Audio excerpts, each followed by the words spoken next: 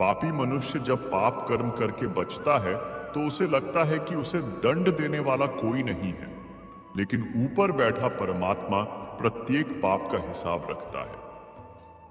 जब उसके पाप का घड़ा भर जाता है तो किसी न किसी माध्यम और अवतार से उन पाप कर्मों का हिसाब परमात्मा करता है। पूर्व जन्मों के अपने संचित कर्मों के आधार पर जो भी कुछ अच्छा और बुरा, पुण्य और पाप आत्मा अपने साथ लेकर आई है, वह संपूर्ण रूप से एक तरफा बुरा ही बुरा या पाप ही पाप नहीं होता। इन दोनों का, पुण्य और पाप का, अच्छा और बुरे का मिश्रण होता है। हाँ, इतना जरूर है कि किसी के जीवन में सही की मात्रा अधिक है तो गलत कम है, किसी के जीवन में गलत अधिक है तो सही कम है। गलत के रास्ते पर सबसे पहला कदम हमेशा खेल खेल में, हमेशा शौक में ही रखा जाता है, और जैसे ही गलत रास्ते पर चलने का पहला स्वाद छक लेता है, फिर व्यक्ति को उस रास्ते पर आगे बढ़ने से कोई नहीं रोक सकता। गलत रास्ते पर चलते चलते एक से बड़ी एक, हर पिछली उपलब्धि से अगली और भी अधिक बड़ी उपलब्धि उस इंसान की हिम्मत बढ़ाती रहती है। गलत के बाद गलत, एक हत्या के बाद एक और हत्या, एक लूट के बाद एक और लूट, हौसला बढ़ता रहता है। आमदनी बढ़ती रहती है, ताल्लुक बढ़ते रहते हैं, प्रभाव का क्षेत्र बढ़ता रहता है। जिंदगी के पेड़ पर जन्मी नन्ही सी कौंपल का समय कभी तो पूरा होगा। पत्ते को पीला पड़कर नीचे गिरना ही पड़ेगा। आने वाली बसंत आवर्तु के लिए पतझड़ का होना तो प्रकृति के नियमों में से एक है। तो इस पाप के घड़े का भरकर फूटना भी निश्चित ही है। और जब समय आता है पाप से भरे हुए घड़े के फूटने का, तो वो फुटकर ही रहता है। मित्रों, एक बार की बात है, गांव के जमींदार के घर में घुसकर लूटपाट मचाई। घर के सब सदस्यों को मौत के घाट उतार दिया। गलती से एक 4 साल का बच्चा, जो डर के मारे खाट के नीचे घुस गया था, इनकी नजरों से बच गया था। आज उसके ही हाथ में पिस्तौल है, जिससे वह गोली चलेगी, जो इस तथाकथित सेठ जी की मौत का कारण बनेगी। जब पाप का घड़ा भर जाता है तो उसके ऐसे पतन की शुरुआत होती है जहां से वह उबर नहीं पाता है। वह ऐसी गलतियां करता है कि सगे संबंधी भी मुंह मोड़ लेने को मजबूर हो जाते हैं। सामाजिक प्रतिष्ठा भी धूल में मिल जाती है। शरीर भी साथ नहीं देता है। वह गलतियों पर गलतियां करता है, बुद्धि काम नहीं करती है। हम घड़ा भरे ही क्यों, जिसके ना फूटने का इंतजार रहे दिल में। ना पाप करेंगे और ना ही इसके परिणाम का भय सताएगा। अपराध करने और फिर उसको छुपाने में और अपराध होने का जन्म होता है। एक बात हमेशा ध्यान में रखनी चाहिए कि पाप कभी छुपता नहीं और इसका हिसाब हमेशा देना पड़ता है। ऊपर वाला हमारे सारे कर्मों का हिसाब लेता है। वो भी इसी बात का इंतजार करता है कि कब हमारे पाप का घड़ा फूटे और हमें इसकी सजा मिले। सभी को अपने कर्मों का हिसाब यहीं देना पड़ता है। घड़ा जो मिट्टी का होता है, उसका कोई समय निर्धारित नहीं किया जा सकता कि कब फूटेगा, और पाप का बोझ हमेशा भारी होता है। अब मिट्टी का घड़ा पाप का बोझ अधिक हो जाने पर जल्दी भी तो फूट सकता है ना। इसलिए पाप को किसी तिजोरी या बक्से में रखने के बजाय घड़ा ही भरा जाता है। फिर पहले के जमाने में घड़ा हर किसी के पास आसानी से मिल जाता था। लेकिन जब यह कहावत बनी थी, उस समय लोग थोड़े से ईमानदार भी होते थे, या यूं कहें कि उस समय उनके मन में कहीं ना कहीं ईश्वर का वास भी होता था। तो पाप करने के बाद भी प्रायश्चित के लिए वो अपने पापों को घड़े में ही भरते थे, और जब घड़ा फूट जाता था तो भी अपने पापों को शिरोधार्य कर लेते थे। अब समय बदल चुका है, इसलिए आजकल तो लोग पाप को तिजोरी या सूटकेस, फ्रीज, अलमारी, किसी भी चीज में रखने लगे हैं। यहां तक कि लोग अपने पाप को बैग में भरकर बस या ट्रेन में रख देते हैं और तब तक के लिए निश्चिंत हो जाते हैं जब तक तिजोरी, बैग, सूटकेस, फ्रीज खुलने पर उनका पाप सामने नहीं आ जाता। और तो और अपने पापों को अग्निदेव को भी समर्पित करने की पूरी कोशिश करते हैं, लेकिन घड़े का इस्तेमाल नहीं करने के बावजूद भी पाप खुद के वजूद को होने का जोर शोर से ऐलान कर ही देता है। इस प्रकार चाहे घड़े में अपने पाप को ठंडा करने के लिए कोई रखे भी, तो भी पाप कभी ठंडा नहीं होता। पाप की गर्मी हर जगह बरकरार रहती है और कभी ना कभी उबलकर बाहर आ ही जाता है। भाई, एक बात तो पक्की है, पाप का घड़ा फूटता जरूर है, क्योंकि हर गड्ढे या पृथ्वी में मौजूद हर एक वस्तु की एक निश्चित सीमा होती है। इसलिए सीमा पार होने से पहले पाप करना छोड़ दो तथा सत्य और अहिंसा का मार्ग अपना लो, पुण्य कमाना शुरू कर दो।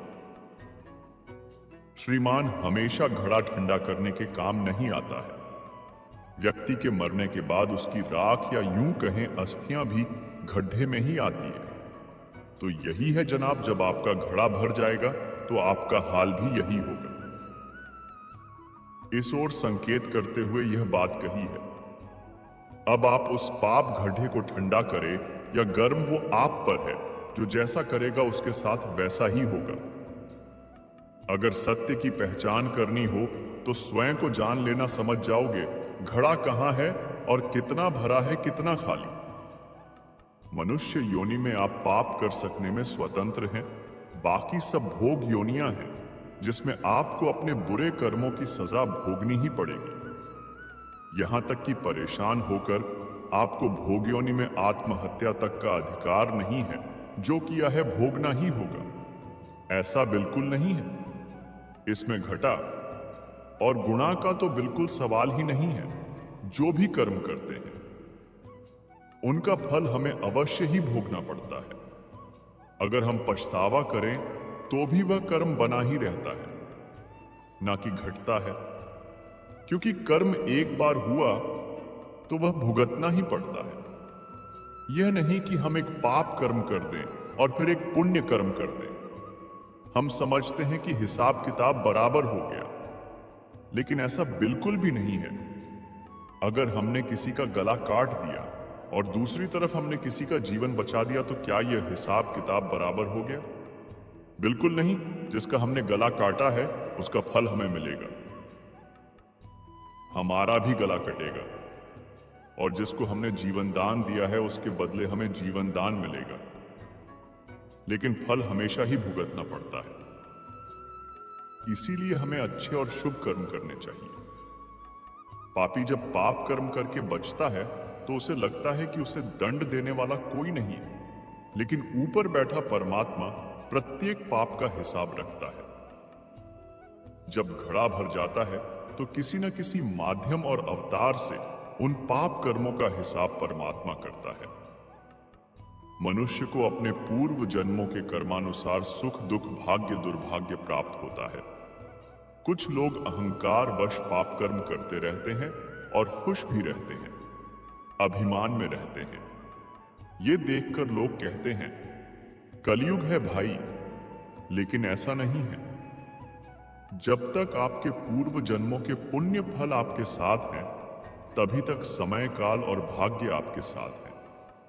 जैसे ही बुरा शुरू हो जाएगा, ईश्वर परम दयालु है, लेकिन उसके लिए न्याय से कोई समझौता नहीं है। उन्होंने खुद को भी दंड देने में कदम पीछे नहीं रखा। संसार का नियम है, जो जैसा कर्म करेगा एक दिन जरूर भरेगा। बुरे कर्म का अंत निश्चित है। एक दिन और वही दिन पाप के घड़े के भरने की कहावत वाला दिन है। रावण, दुर्योधन, होलिका, हिरण्यकश्यप, कंस आदि इसके उदाहरण हैं। कूटनीति और अर्थशास्त्र के महान ज्ञानी आचार्य चाणक्य बताते हैं कि यह कोई जरूरी नहीं है कि मनुष्य सिर्फ अपने ही पापों का फल भोगता है। कई बार वह दूसरे के द्वारा किए गए पापों की सजा को भी भोगता है। मसलन, अगर आपकी पत्नी कोई गलत काम करती है तो उसका फल आपको भी भोगना पड़ता है। और अगर आप बुरा होते हुए देख रहे हो तो भी पाप है, क्योंकि आपके बुरे के खिलाफ आवाज उठानी चाहिए।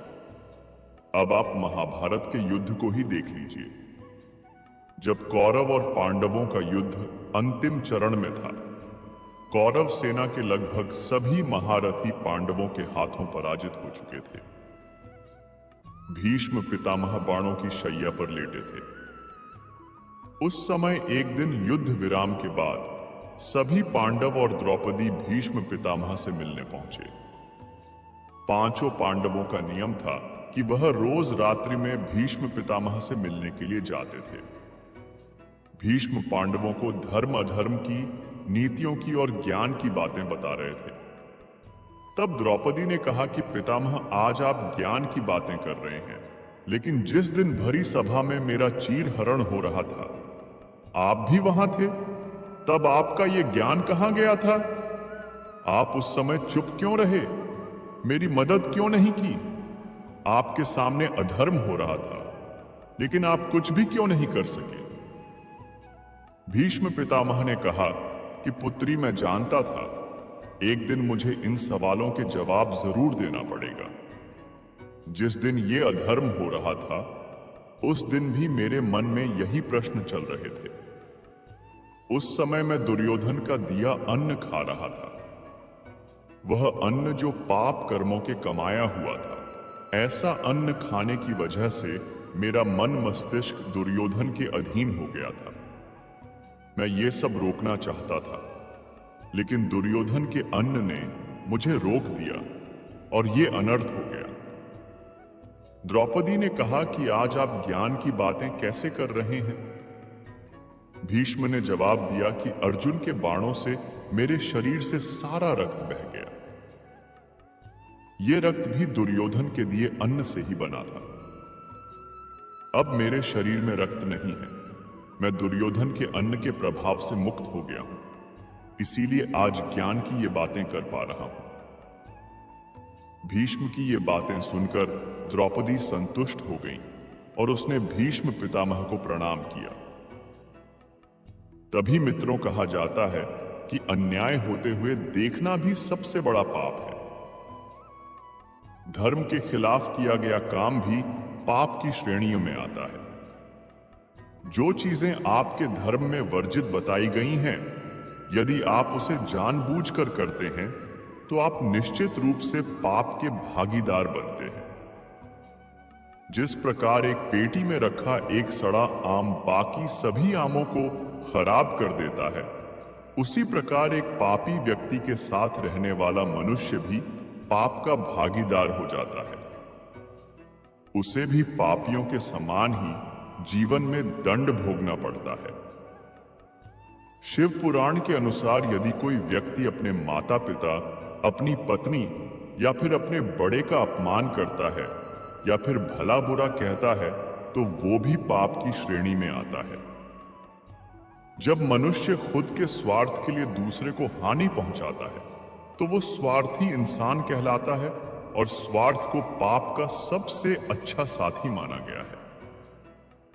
पौराणिक कथाओं के अनुसार राजा उग्रसेन द्वापर युग के अंत में मथुरा पर राज किया करते थे। उनकी 2 संतान थी, कंस और देवकी। कंस ने अपने पिता से बलपूर्वक उनका सिंहासन उनसे छीनकर उन्हें जेल में कैद कर दिया था। बहन देवकी का विवाह कंस ने यादव कुल के वासुदेव के साथ करवाया। पर कहते हैं ना, विनाश काले विपरीत बुद्धि। कंस का भी अब अंत समय आने वाला था। उससे पहले वो अपना काल खुद ही बुला बैठा।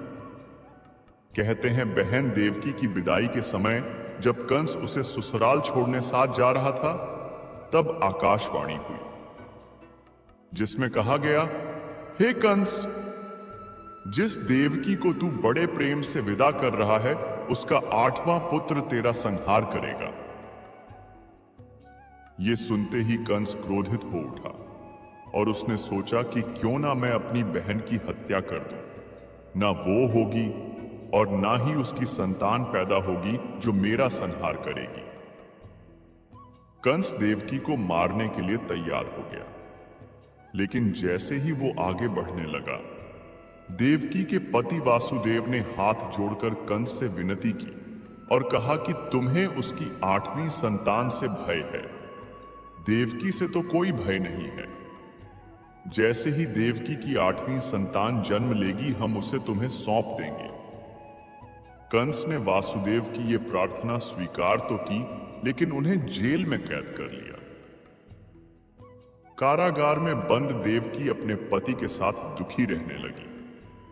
तत्काल नारद प्रकट हुए और उन्होंने कंस से कहा कि तुम्हारी बहन देवकी का 8वां गर्भ कौन सा होगा, यह तुम्हें कैसे पता चलेगा? गिनती प्रथम गर्भ से शुरू होगी या अंतिम गर्भ से? कंस को नारद की बात ने गंभीर सोच में डाल दिया। कंस ने फैसला किया कि उसकी बहन की जो भी संतान होगी वो उसे मार देगा।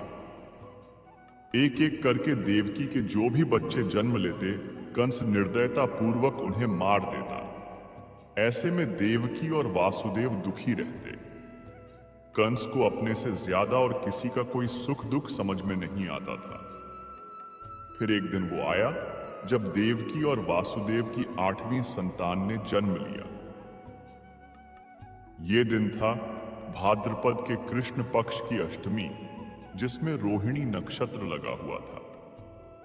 कहते हैं रोहिणी नक्षत्र में जन्मे श्री कृष्ण जी को कंस नहीं मार पाया। उनके जन्म लेते ही जेल की कोठरी में प्रकाश फैल गया। वासुदेव देवकी के सामने साक्षात भगवान श्री कृष्ण अवतरित हुए। उन्होंने देवकी और वासुदेव की सारी बेड़ियां तोड़ दी और बालक रूप धारण करते हुए कहा कि मुझे तत्काल ही गोकुल में नंद के यहां पहुंचा दो और उनके यहां जिस पुत्री का जन्म हुआ है उसे यहां ले आओ। भारी बारिश उस समय हो रही थी। वासुदेव ने नन्हे से कृष्ण को टोकरी में लिटाया और अपने सिर पर रखकर गोकुल चल दिए। वहां उन्होंने नंद बाबा के घर कृष्ण को रखा और उनकी पुत्री ले आए। ये पुत्री उन्होंने लाकर कंस को सौंप दी। कंस ने जब उस कन्या को मारना चाहा तो वह कंस के हाथ से छूटकर आकाश में उड़ गई और देवी का रूप धारण कर बोली कि मुझे मारने से क्या लाभ है, तेरा शत्रु तो गोकुल पहुंच चुका है। कंस को जैसे ही ये झांत हुआ, वो व्याकुल हो गया। उसने कृष्ण को मारने के लिए कई दैत्य भेजे, लेकिन बालक रूप कृष्ण तो मायावी थी। उनकी अलौकिक माया से एक एक कर सभी दैत्यों का संहार हो गया। फिर एक दिन ऐसा भी आया जब श्री कृष्ण ने 11 साल की उम्र में ही कंस का संहार कर दिया। कृष्णा ने जेल से अपने माता पिता को छुड़ाया। श्री कृष्ण ने अपने नाना राजा उग्रसेन को भी जेल से आजाद करा के उन्हें वापस राजगद्दी पर बिठाया। तभी मित्रों कहा जाता है कि मानव जीवन में कर्मों को गति प्रदान करते हुए हम जीवन में किए कर्मों को अच्छे और बुरे में विभक्त करते हैं, जो पाप और पुण्य कहलाते हैं। अच्छे कर्मों से पुण्य और बुरे कर्मों से पाप का घड़ा भरता है, और ये दोनों मानव मन के भाव से ही उत्पन्न होते हैं। जिस प्रकार देव कर्म और दानव कर्म होता है, जिस प्रकार सुख दुख का अनुभव होता है, उसी प्रकार पाप और पुण्य भी मन के भाव हैं। आमतौर पर बात की जाए तो जो काम खुलेआम किया जाए वह पुण्य है, और जो काम छिपकर किया जाए वह पाप है। श्री कृष्ण ने गीता में कहा है कि सुख और दुख, लाभ हानि, यश अपयश आदि पाप और पुण्य से ही प्राप्त होते हैं। जब तक आपके पुण्य का घड़ा भरा रहेगा, सुख आते रहेंगे, और इसी तरह पाप भी जो अच्छे कार्य आरंभ करने से वे भी क्षीण होने लगते हैं, क्योंकि न सुख स्थायी है और न दुख, न लाभ स्थायी है, न हानि। जो आपको अच्छा नहीं लगता उसे पाप कहते हो, दानव कहते हो। जो आपको अच्छा लगता है उसे देवता कहते हो। एक व्यक्ति आज आपके लिए प्रिय है तो उसका आपको सब कुछ अच्छा लगता है, और अगर आपकी बात नहीं मानता है तो आपको बुरा लगता है। आपका बेटा, पत्नी या जो कोई भी आपके अनुकूल चलता है तो कहते हैं कि वह बहुत ही आज्ञाकारी है, लेकिन ज्यों ही वह कभी आपका विरोध करता है तो आप उससे घृणा और नफरत करने लगते हैं। शास्त्रों में लिखा है कि पत्नी अगर सुंदर हो, सुशील हो, पुत्र आज्ञाकारी हो, सेवक आपकी सेवा करता हो, घर में धन वैभव हो, तो इसी संसार में सुख मिलता है, इसी संसार में स्वर्ग है। यह शास्त्रों की भाषा है। पता नहीं किस कारण से ऐसा लिखा गया है, किंतु मानना है कि यदि घर का मालिक दुष्ट और व्यभिचारी हो तो भी पत्नी व पुत्र उसकी आज्ञा का पालन करते हो, तो यहां स्वर्ग कैसे हो सकता है? स्वर्ग में तो नैतिक लोग रहते हैं। जब मनुष्य अनैतिक आचरण करे, फिर माता पिता या जो कोई भी हो उस आचरण में स्वर्ग देखे, तब तो यह अनैतिकता का प्रचार हुआ। आपके जीवन में किए अच्छे कर्म जैसे परोपकार, सत्य बोलना, धर्म और नीति के अनुसार अपने कार्यों में रुचि लेना, ये सब पुण्य है।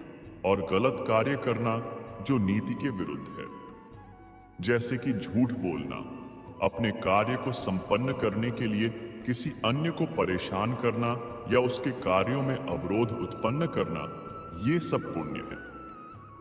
आपके जीवन में किए गए प्रत्येक कर्म का लेखा जोखा अवश्य होता है। श्री कृष्ण ने अर्जुन ही नहीं, मनुष्य मात्र को यह उपदेश दिया है कि कर्म करो और फल की चिंता मत करो। फल की इच्छा रखते हुए भी कोई काम मत करो। जब इच्छित फल की हमें प्राप्ति नहीं होती है तो हमें दुख होता है। अतः सुखी रहना है तो सिर्फ कर्म करो, और वह भी निष्काम भाव से। श्री कृष्ण का उपदेश सुन, जिस प्रकार